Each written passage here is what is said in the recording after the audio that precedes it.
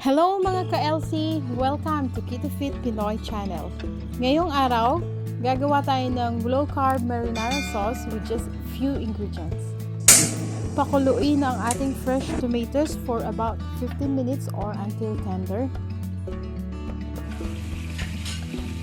Tanggalin ang sobrang tubig, balatan, hiwain, at ilagay sa bowl kasama ng hiniwang sibuyas. Okay guys, maglagay na tayo ng pampalasa kagaya ng asin. By the way, gumamit ako dito ng Himalayan salt kasi mas marami siyang health benefit compare sa regular table salt natin. So ayun. Sumunod naman yung ating oregano flakes to add more flavor sa ating marinara sauce.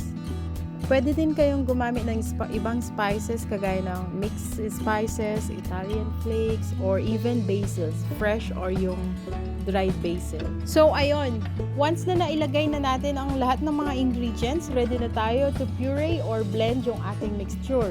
Gumamit pala ako dito ng handheld blender kasi ito yung available sa ating kitchen. Sa part na to, pwede na nating ihalo yung ating flaxseed powder para sa mas malapot na consistency. And then, ihahalo lang natin siya ulit using the blender.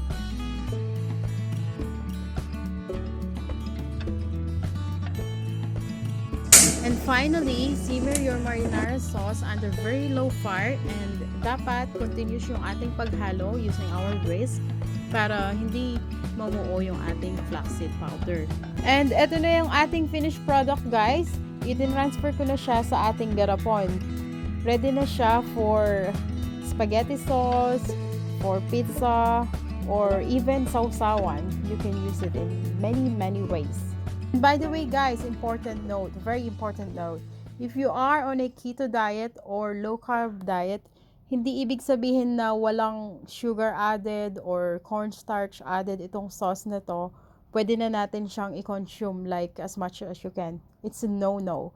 Kasi yung kamatis mismo, nagtataglay na yan ng carbs. Kaya limit din your consumption and monitor your macros as much as you can.